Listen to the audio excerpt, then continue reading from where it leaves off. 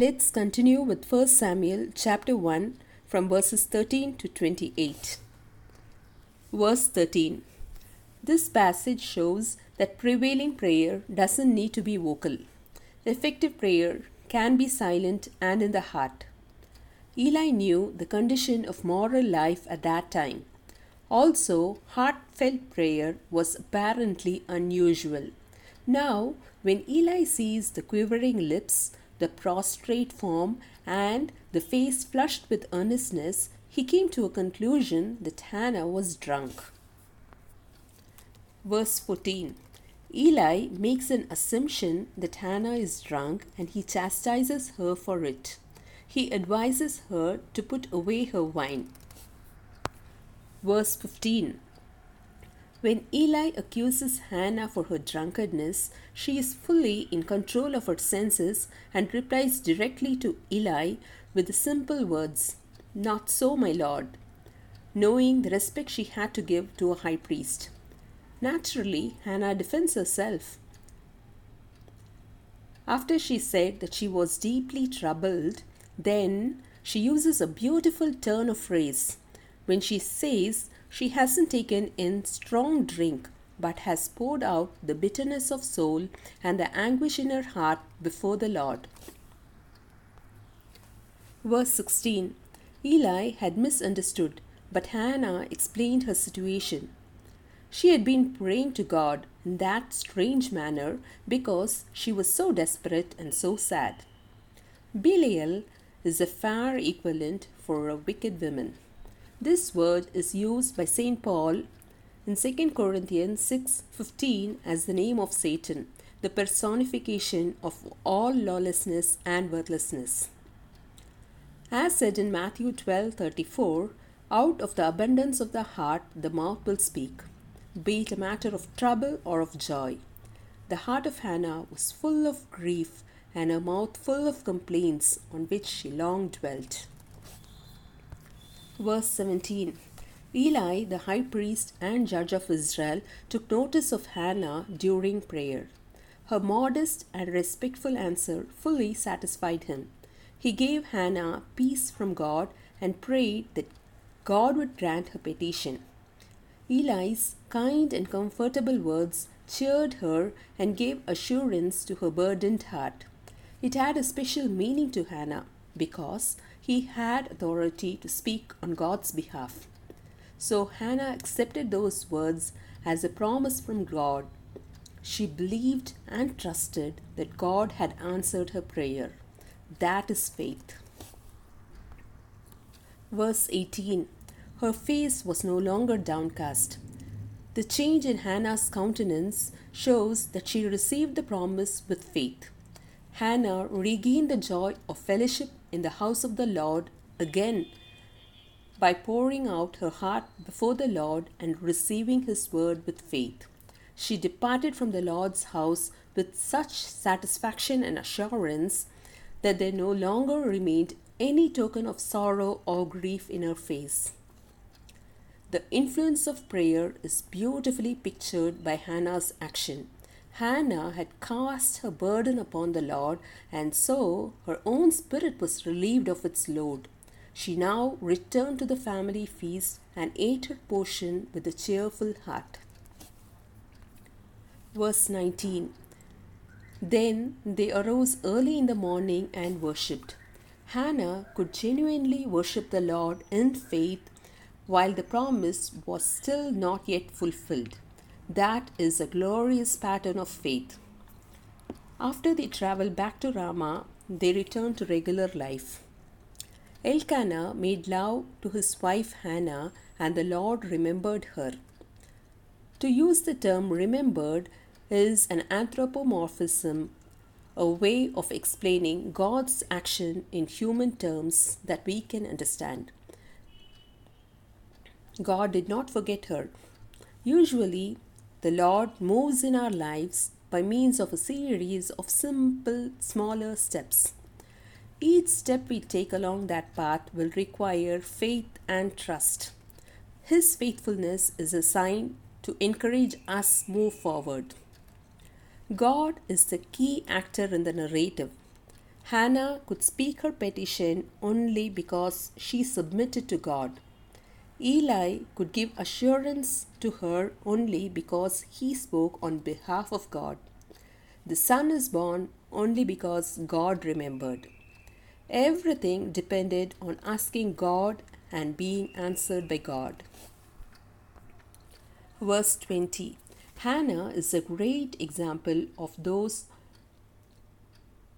who through faith and patience inherit the promises. Hebrews 6:12. And in the course of events, Hannah becomes pregnant.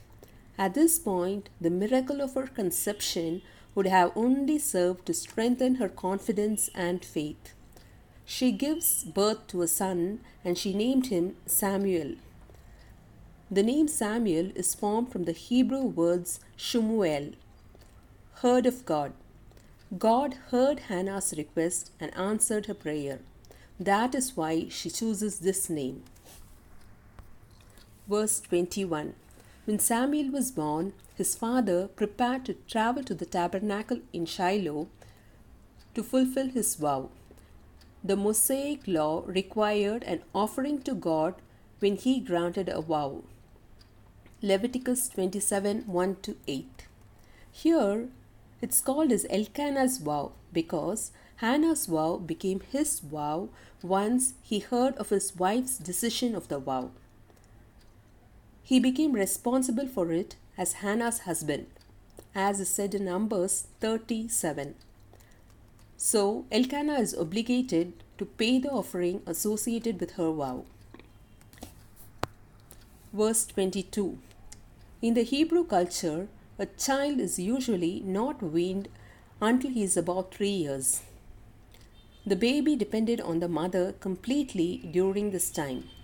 Hannah stayed at home with Samuel until this time. She explained her intentions to her husband that she would present him before the Lord after the boy is weaned so that he would live there always. Verse 23. Do what seems best to you. Elkanah spoke like a kind and indulgent husband, knowing that Hannah would not break any law of God. He asked her to stay back till he would be more fit for the journey and thereafter for God's service. Only let the Lord make good his word. This is a wonderful counsel from Elkanah. He said, do everything in obedience to God so we may see his word established among us. So Hannah stayed at home and nursed her son until she had weaned him, while Elkanah and his family went up to Shiloh. Verse 24. She kept her promise to God and to Elkanah. She did not try to delay it for a long time. Eventually, when the child was weaned, he was brought to the temple and presented with a very respectful offering. Their willingness to fulfill the vow, even at a great personal cost, is an evidence of godliness in Hannah and Elkanah. She brought a significantly big thank offering with the boy to the house of the Lord at Shiloh. 1. A bull, which was very expensive. This is their burnt offering, plus an ephah of flour and a skin of wine. This is their usual yearly festival freewill offering as a sin and drink offering respectively. As said in Numbers 15:8-9, 3/10 of an ephah of flour is enough when it is offered with a bull. What Hannah offered was in excess of what the law required with each bull. The value of the items she brought were evidence of her great thankfulness to the Lord. Hannah presented her child to the Lord with a grateful acknowledgement of his goodness in answer to her prayer. Verse 25. The bull was evidently for a burnt offering by which the child was consecrated to the Lord. That is, an offering that represented the worshipper's total dedication to God. After she performed the sacrifice, she presented her son to Eli, to be under his care and to be instructed and trained up by him in the service of the tabernacle. When they gave their boy to God, God accepted their gift.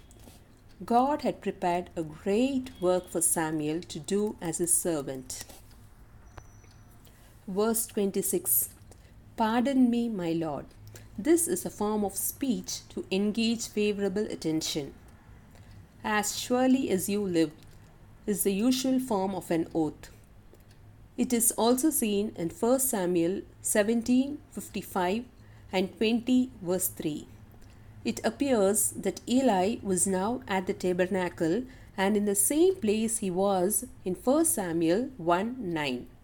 She introduces her by an emphatic declaration reminding him of her prayer to the Lord standing near to him few years back, since he could have forgotten.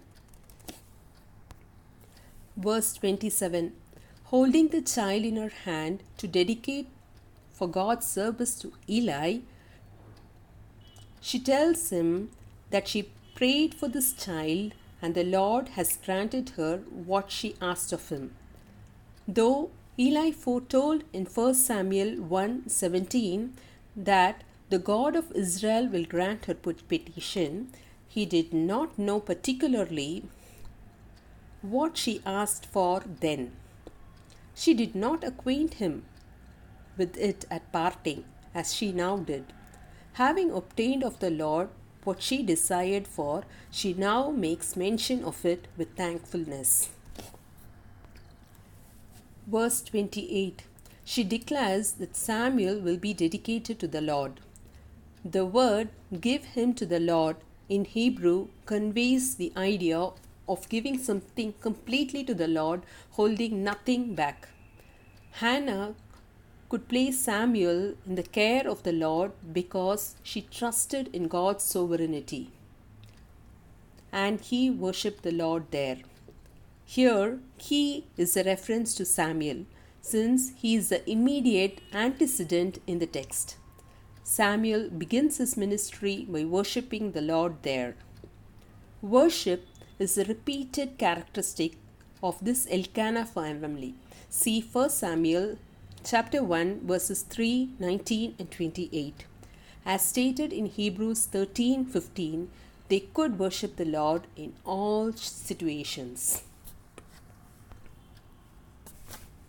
Questions from 1 Samuel chapter 1.